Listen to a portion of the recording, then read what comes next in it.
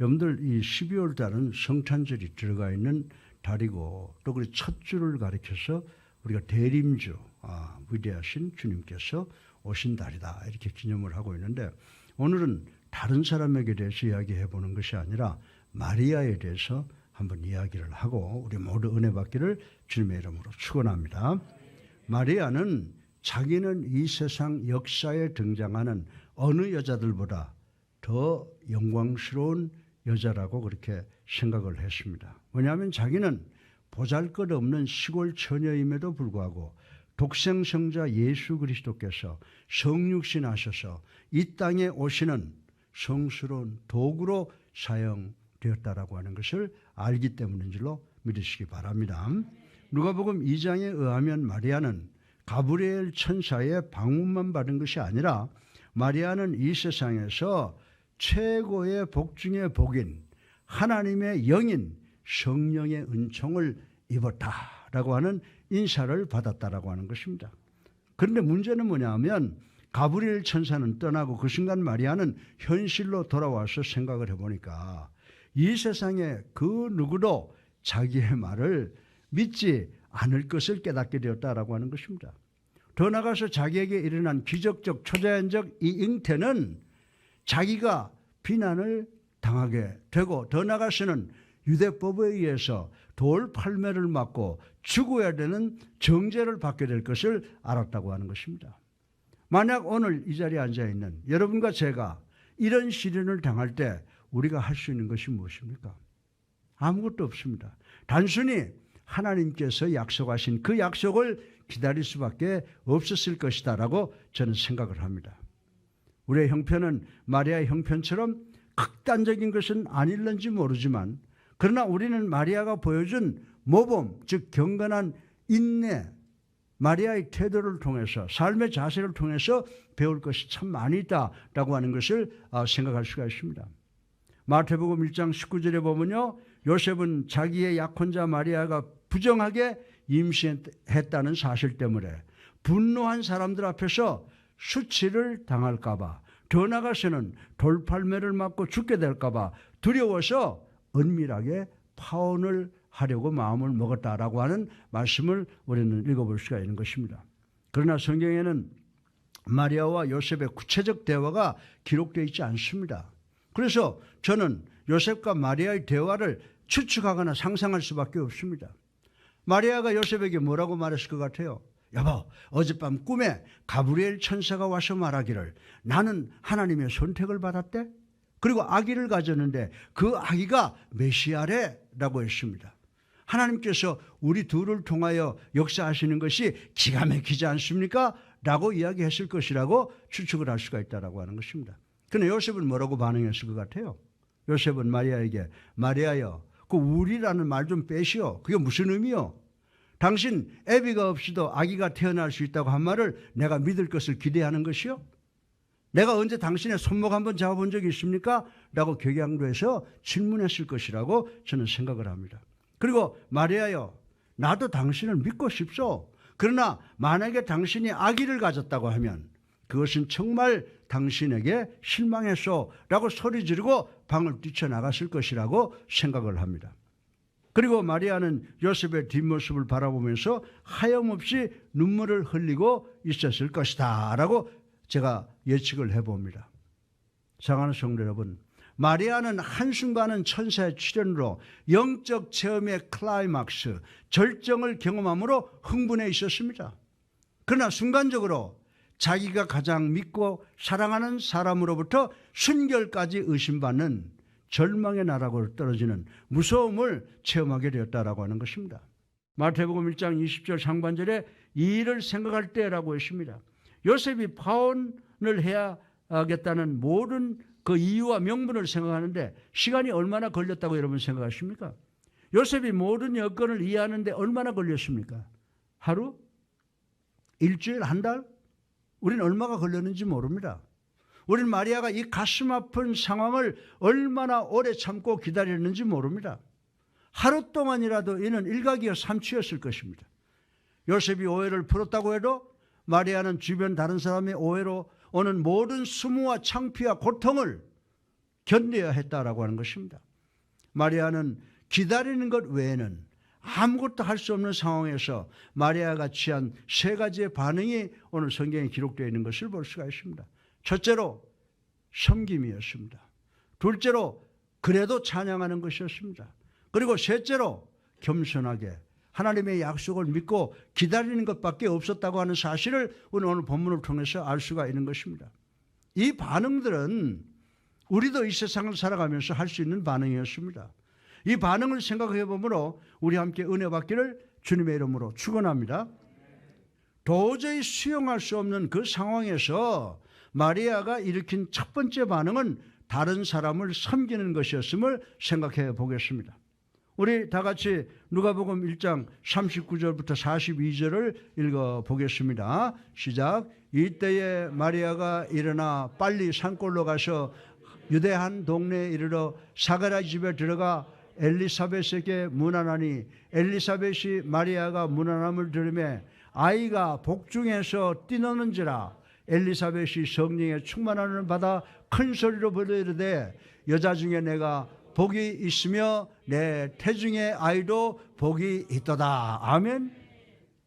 세상의 모든 사람은 마리아를 오해하고 비난하고 손가락질했으나 여기에 마리아를 믿어주고 축복해주는 사람이 있었으니 이분은 누구라고 그랬어요? 세례 요한의 어머니인 엘리사벳이었습니다. 이분이 믿어주는 것, 이분이 축복해주는 것은 마리아에게 큰 기쁨이 아닐 수가 없었다고 저는 생각을 합니다.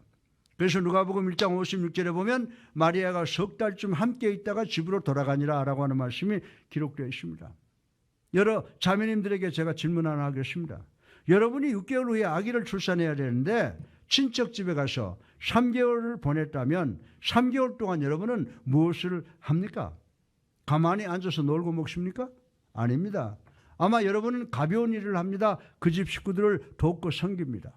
마찬가지로 마리아도 엘리사벳의 집에 있을 때 식사도 준비하고 설거지도 하고 방청소를 했을 것입니다. 그리고 마리아는 엘리사벳이 세례 요한을 출산할 때는 세례 요한의 기저귀도 빨아주고 갈아주고 안아주고 했을 것이라고 생각을 할 수가 있는 것입니다. 마리아는 자기 자신이 당한 문제를 잊기 위해서 엘리사벳을 위해서 열심히 헌신하고 봉사하고 섬겼다라고 하는 것을 우리는 생각할 수가 있는 것입니다. 여러분이 만약에 간절하게 하나님의 시간을 기다리고 있다면 막연하게 볼거리나 먹거리나 찾아다니면서 쇼핑이나 하면서 하나님의 시간을 기다리지 마시고 여러분의 손길을 기다리는 사람을 찾아다니면서 그들을 섬기고 돕는 여러분이 되실 때 하나님의 축복이 함께 하시는 줄로 믿으시기를 주님의 이름으로 축원합니다. 그러면서 여러분 자신만을 위한 이기적인 생각은 버리시기 바랍니다. 우리 주님께서 마태복음 16장 25절에 뭐라고 말씀하십니까? 누구든지 제 목숨을 구원하고자 하면 잃을 것이요 누구든지 나를 위하여 제 목숨을 잃으면 찾으리라. 아멘. 이 말씀을 우리가 어려운 세상을 살아가면서 주님의 이제 탄생을 우리가 기다리면서 이 말씀을 반드시 기억해서 축복받는 우리 모두가 되시기를 주님의 이름으로 축원합니다. 도저히 수용할 수 없는 상황에서 마리아가 일으킨 두 번째 반응은 찬양하는 것임을 생각해 볼 수가 있습니다. 우리 다 같이 누가복음 1장 46절로 49절을 읽어보겠습니다. 시작. 마리아가 이르되 내 영혼이 주를 찬양하며 내 마음이 하나님 내 구주를 기뻐하였음은 그의 여종 비천함을 보셨음이라. 보라 이제후로는 만세의 날을 복이 있도다 일컬으로다. 능하신 이가 큰일을 내게 행하셨으니 그 이름이 거룩하시며. 아멘. 여러분들 이 음악이라고 하는 것이 대단하다고 저는 생각을 합니다. 특별히 찬양에 대한 찬양에 대한 이해가 없는 사람들에게까지 찬양은 특별한 것이라고 하는 것 우리 잘 알고 있습니다. 찬양은 마음을 말하는 언어라고 말씀을 드릴 수가 있습니다. 찬양은 우리의 영을 감동시킵니다. 찬양은 흥분된 우리의 신경을 가라앉혀 줍니다. 찬양은 절망적인 마음에 용기를 줍니다. 찬양은 상처 입은 마음을 치료합니다. 찬양은 완악한 마음을 부드럽게 녹여줍니다. 아멘. 사랑하는 성도 여러분, 그리고 예수님께서는 어떻게 했습니까? 예수님에게도 십자가의 아픔과 고난을 바라보면서 감난산의 겟세마네 동산을 향하여 제자들과 함께 다락방으로 나갈 때 찬송을 불렀더라. 아멘. 예. 이렇게 찬양은요, 우리 인간들이 상상하지 못하는 특별한 능력을 가지고 있다라고 하는 것입니다. 어느 신앙 좋은 장로님은 자기 손자가 태어나면서부터 머리에 구멍이 있어서 브레인 뇌가 머리 밖에 있는 것이 발견이 되었답니다. 이분은 의사로부터 상당한 위험한 수술을 해도 살 수 있는지 보증할 수가 없다고 하는 그런 걱정스러운 두려운 소식을 들었습니다. 1시간 후에 이 장로님은 자기 손자를 위해서 큰 병원의 중환자실에 들어가게 되었습니다. 그런데 간호사가 기독교인인지는 모르지만 어린 손자의 침대 옆에다가 음악을 틀어놓았는데 그 찬송가를 통해서 엄청난 위로를 받았다고 하는 것입니다. 예수님께로 가면 나는 기뻐요. 걱정 근심 없고 정말 즐거워. 예수께로 가면 나는 기뻐요. 나와 같은 어린이 부르셨어요. 아멘이죠. 그 찬송가를 듣는 순간에 이 장로님은 성령님께서 자기 손자에게 임하심을 느꼈다라고 고백을 했습니다. 이 장로님의 손자는 지금도 살아서 기적적으로 정상적으로 생활하고 있다고 하는 간증을 들었습니다. 18세기에 윌리엄 칸글이라고 하는 분은 음악에 대한 찬사를 이렇게 표현을 했습니다. 찬송은 살인적인 원시인의 영혼까지도 안정시키는 능력을 가지고 있다라고 말을 했습니다. 사랑하는 성도 여러분, 마리아는 아무것도 할 수 없는 순간에 기다렸고 어떻게 했어요? 하나님을 찬양했다라고 하는 사실을 우리는 반드시 기억을 해야 되는 줄로 믿으시기 바랍니다. 우리도 세상을 살면서 절대절명의 순간에 하나님께서 약속하신 것을 믿고 하나님을 찬양하는 우리 예수랑교회 성도님들 되시기를 주님의 이름으로 축원합니다. 예. 아무것도 할 수 없는 상황에서 마리아가 취한 세 번째 반응, 마지막 반응은 조용하게 대면하고 참고 기다리는 것이었음을 생각해 보겠습니다. 우리 다 같이 누가복음 1장 56절을 읽어보겠습니다. 시작. 마리아가 석 달쯤 함께 있다가 집으로 돌아가니라. 아멘. 이 말씀을 보면 마리아는 엘리사벳과 3개월 같이 있다가 집으로 돌아왔다고 합니다. 이는 대단히 어려운 일이라고 저는 생각을 합니다. 30년 후에 예수님께서 당신의 신성과 인성, 더 나아가서는 구주성을 선포할 때 주변 사람들이 뭐라고 말했을 것 같아요? 아주 비장하게 아니 저 친구 저거 사생 아니야? 라고 비난했을 것이라고 생각해 볼 수가 있는 것입니다. 마리아는 그 상황을 대면했어야 했습니다. 그리고 마리아는 그 모든 수고나 아픔과 고통을 견디면서 자기 고향 나사렛에 머물러 있었다라고 하는 것입니다. 여러분이 주변으로부터 오해를 받고 있으면 여러분은 다른 곳으로, 다른 도시로, 다른 나라로 도망가고 싶은 유혹을, 그리고 새로운 곳에 가셔서 새롭게 시작했으면 좋겠다는 유혹을 받게 될 것입니다. 저도 어려운 시간을 많이 보냈습니다. 또 지금도 어렵습니다. 이럴 때 저에게도 유혹이 찾아옵니다. 우리 성호 가족하고 제가 미국 보내고 난 다음에 3주 이상을 같이 지내본 적이 없어요. 에이구, 미국 가서 아들, 며느리, 손주들의 재미나 보면서 새롭게 살까? 새롭게 시작할까? 라고 하는 유혹을 받습니다. 어떤 때는요, 여러분들 이렇게 어려울 때는 다른 것을 결정하게 생각하는지 모르지만 여러분이 한 가지 기억해야 되는 것은 어려울 때 여러분이 결정하는 모든 결정은 옳은 것이 아니라는 사실을 여러분들 알아야 되는 줄로 믿으시기 바랍니다. 여러분은 여러분의 문제로부터, 여러분 자신으로부터, 그리고 여러분의 하나님으로부터 도망칠 수 있는 것이 없다는 사실을 여러분들 깨달아야 되는 줄로 믿으시기 바랍니다. 리오 젤이라고 하는 미국의 유명한 여류 인사가 17세가 될 때 성폭행을 당했답니다. 그리고 그 추행으로 인해서 임신을 하게 되었습니다. 그리고 평안을 잃어버리게 되었습니다. 더 나아가서 알코올 중독이 된 그녀의 어머니는 불쌍한 딸에게 야 나가서 모든 것이 끝나면 돌아와 라고 구박을 했답니다. 리오는 에이 아기 하나 그저 임신 중재를 할까? 라고 생각을 해보았답니다. 그러나 리오는 그때 이미 크리스찬이 된 후였다고 말합니다. 그래서 리오는 자기에게 길을 보여줄 성경 말씀, 하나님의 말씀이 분명히 있을 것이라고 믿고 열심히 성경을 찾았다고 하는 것입니다. 드디어 리오는 시편 139편 14절로 15절에 있는 아름다운 기도문을 찾게 되었습니다. 다 같이 읽겠습니다. 시작. 내가 주께 감사하옴은 나를 지으심이 심히 기묘하심이라. 주께서 하시는 일이 기이함을 내 영혼이 잘 아나이다. 내가 은밀한 데서 지음을 받고 땅의 깊은 곳에서 기이하게 지음을 받은 때에 나의 형제가 주의 앞에 숨겨지지 못하였나이다. 아멘이죠. 리오는 이 말씀을 통하여 자기 태중에 있는 아기가 자기가 원해서 생긴 아기는 아니라도 이 아기는 하나님이 주신 가치 있는 아기라고 하는 것을 인식하게 되었다고 했습니다. 따라서 임신 중절은 일시적인 문제를 해결하는 영원한 해결책이 아니다라고 하는 것을 깨닫게 되었다고 하는 것입니다. 그래서 이 아기는 자기가 원해서 갖기로 원하는 아기는 아니지만 자기는 출산을 하기로 결심을 했다고 합니다. 그리고 이 아기를 입양할 양부모를 찾았다고 합니다. 이 아기는 그 훌륭한 그리스도인 부모에게 입양되었습니다. 20년이 지났습니다. 리오는 어느 날 자기가 생명을 준 그 딸을 만나게 되었습니다. 그런데 그 딸은 어머니 리오를 만나자마자 예수 믿게 전도를 시도했다고 합니다. 그때 리오는 딸에게 20년 전에 내가 태어날 때 성령님께서 이미 나에게 예수님을 믿게 해주었다라고 반응을 했더니 그 딸은 생전 처음 보는 엄마의 품에 안기면서 엄마 나에게 생명을 주신 하나님께 감사합니다 라고 하면서 처음 만나는 어머니의 품에 안기더라고 하는 간증집을 읽은 적이 있습니다. 사랑하는 우리 예수님께 성도 여러분, 어려움을 당할 때, 수모를 당할 때 참고 견디는 것은 참 어려운 일입니다. 그러나 도망가지 마시고 끝까지 견디시기 바랍니다. 수모와 창피를 견디시기 바랍니다. 그러면 여러분은 여러분의 진정한 친구가 누구인가를 깨닫게 된다고 성경은 우리들에게 가르쳐주고 있습니다. 여러분은 이 과정을 통해서 성숙해질 것입니다.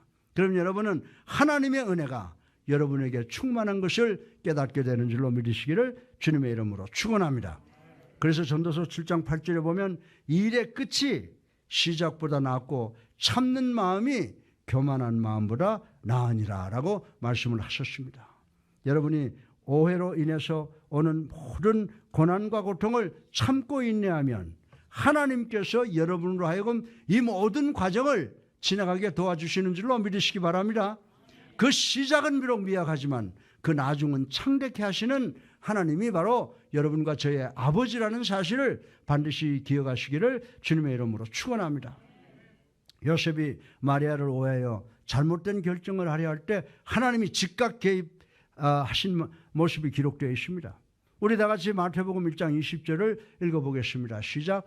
이 일을 생각할 때에 주의 사자가 현몽하여 이르되 다윗의 자손 요셉아 내 아내 마리아 데려오기를 무서워하지 말라. 그에게 잉태된 자는 성령으로 된 것이니라. 아멘.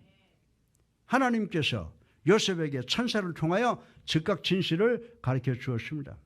이어서 우리 다 같이 24절부터 25절을 한번 읽어보겠습니다. 시작. 요셉이 잠에서 깨어 일어나 주의 사자의 분부대로 행하여 그의 아내를 데려왔으나 아들을 낳기까지 동침하지 아니하더니 나음의 이름을 예수라 하니라. 아멘. 마리아는 요셉과의 모든 오해를 풀고 화해가 되었습니다. 그러나 마리아의 편에서 생각해 보면 이 짧은 기간이 아마 평생과 같은 느낌을 가졌을 것이라고 저는 생각을 합니다. 마리아의 삶을 분석해 보면 마리아의 일생은 하나님의 진리가 나타나기를 계속해서 기다리는 삶이었습니다. 마리아는 하나님께서 요셉의 꿈에 나타나셔서 마리아의 말이 사실이라고 하심으로 요셉의 오해를 풀어주기를 몇 주 기다렸습니다. 마리아는 남편과 자연스러운 관계를 갖기 위해서 결혼하고도 예수님이 출생하실 때까지 기다려야 했습니다. 마리아는 아기 예수님을 죽이려 하는 헤롯이 죽기까지 애굽에 나가서 기다려야 했습니다. 그리고 마리아는 예수님께서 진정한 메시아임이 확인될 때까지 장장 30년을 더 기다려야 했다고 하는 것입니다. 사실 예수님께서 만드신 첫 기적은 자신의 어머니를 당혹하였습니다. 잔치집에 포도주가 떨어졌다는 어머니에게 아들이신 예수님께서 뭐라고 말합니까? 여자여 내 때가 이르지 아니하였나이다 라고 핀찬을 주었습니다. 이후에도 마리아는 예수님께서 왕이 되시기 위해서 3년을 더 기다리셨습니다. 마리아가 예수님의 갈보리 언덕 십자가 앞에 섰을 때에 하나님의 뜻에 대하여 마리아는 이 세상에 가장 초죽음이 된 사람이었습니다. 마리아는 십자가 앞에서 마리아여 칼이 내 영혼을 찌르게 될 것이라는 시몬의 예언을 기억했을 것입니다. 마리아는 자기의 아들이 죽는 것, 그것도 십자가 위에서 이렇게 참혹하게 죽는 것을 두 눈으로 보았습니다. 그 예언이 자신의 마음을 모질게 갈기갈기 찢어놓을 것을 상상도 못했을 것이라고 생각할 수가 있습니다. 그러나 마리아는 3일을 더 기다렸습니다. 예수님께서 죽음에서 부활하셨습니다. 그리고 마리아는 예수 그리스도의 승천을 보기 위해서 40일을 더 기다리셨습니다. 그리고 마리아는 다락방에서 성령의 강림을 보기 위해서 일주일을 더 기다렸습니다. 성령께서 강림하는 순간 갑자기 마리아는 그 사회에서, 교회에서 유명해졌다라고 하는 것입니다. 귀한 인사가 되었습니다. 그래서 이 세상의 모든 사람은 그 귀한 스토리가 진실인 것을 알게 되었습니다. 왜 그렇습니까? 마리아는 하나님께서 나타나셔서 자신의 누명을 벗기고 진리를 선언할 때까지 참고 인내하고 기다렸기 때문인 줄로 믿으시길 바랍니다. 따라서 마리아에게 복이 있도다라는 엘리사벳의 예언은 진실이었음이 33년 만에 입증되었다라고 하는 것을 우리는 알아야 되는 줄로 믿으시기 바랍니다. 할렐루야. 네. 그래서 어거스틴은 주님께 이렇게 말했습니다. 주님, 당신은 배의 선장처럼 나를 인도하시고 계심을 나는 이해합니다. 그러나 당신이 나를 인도한 그 코스를 나는 전혀 이해하지를 못합니다 라고 고백했다고 하는 것입니다. 마리아는 뭐라고 그랬을 것 같아요? 나는 당신의 종입니다. 당신은 내 삶의 선장이십니다 라고 순종했습니다.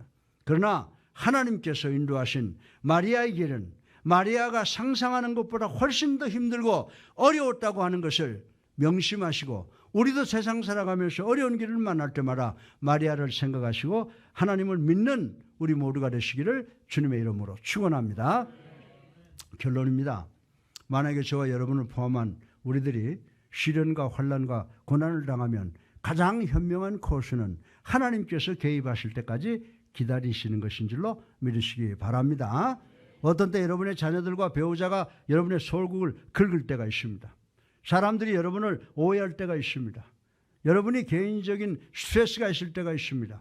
어쩌면 사랑하는 사람이 세상을 먼저 떠날 때가 있습니다. 이럴 때 여러분이 할 것은 아무것도 없습니다. 단지 하나님께서 여러분에게 주신 약속을 기다리는 것밖에 없는 줄로 믿으시기 바랍니다. 여러분은 순간적으로 모든 것을 바로잡기를 원하십니까? 그럴 수가 없습니다. 그러나 하나님의 약속은 신실하신 줄로 믿으시기 바랍니다. 여러분 단지 하나님의 약속을 믿고 의지할 수밖에 없습니다. 언젠가 하나님께서 여러분의 삶에 개입하실 것입니다. 언젠가 하나님의 진리가 여러분에게 나타나 모든 것을 입증하실 때가 있는 줄로 믿으시기 바랍니다. 우리 다 같이 시편 37편 34절을 읽어보겠습니다. 시작. 여호와를 바라고 그의 도를 지키라. 그리하면 내가 땅을 차지하게 하실 것이라. 악인이 끊어질 때에 내가 똑똑히 버리로다. 아멘. 하나님을 기다려라. 이는 대단히 어려운 숙제입니다. 그러나 하나님의 약속이 진리라는 사실을 보기 위해서는 우리가 하나님의 약속을 믿어야 되는 줄로 믿으시기 바랍니다. 여러분이 삶 속에도 여러분이 할 수 있는 것은 아무것도 없는 경우가 많이 있습니다. 방향을 바꿀 공간이 없습니다. 앞으로도 뒤로도 좌우로 나갈 길이 없습니다. 이때 우리 모두는 위에 계신 하나님을 바라보아야 되는 줄로 믿으시기 바랍니다. 만약 그런다면 여러분도 하나님을 만나며 하나님의 음성을 듣게 될 줄로 믿으시기 바랍니다. 다윗은 하나님의 권능을 기다렸습니다. 다윗은 자신의 생명의 힘 그리고 자신의 능력의 힘이 어디로부터 나오는지 알았습니다. 다윗은 여호와는 나의 목자시요 내게 부족함이 없으리로다라고 찬양했습니다. 우리 다 같이 이사야서 40장 31절을 읽어보겠습니다. 시작. 오직 여호와를 앙망하는 자는 새 힘을 얻으리니 독수리가 날개치며 올라감과 될 것이요 다른 박질하여도 곤비치 아니하겠고 걸어가도 피곤치 아니하리로다. 할렐루야. 아멘. 네. 어쩌면 현재 여러분의 삶의 노정을 피곤하게 걸어가고 있는지 모르겠습니다. 그러나 절대로 포기하거나 기권하지 말고 마리아처럼 하나님을 앙망하시기 바랍니다. 앙망하시기 바랍니다. 그리고 인내하시기 바랍니다. 하나님의 도우심으로 마지막에는 여러분과 나를 포함한 우리 모두가 독수리의 날개침 같이 천국을 향해서 올라가게 되는 줄로 믿으시기를 주님의 이름으로 축원합니다.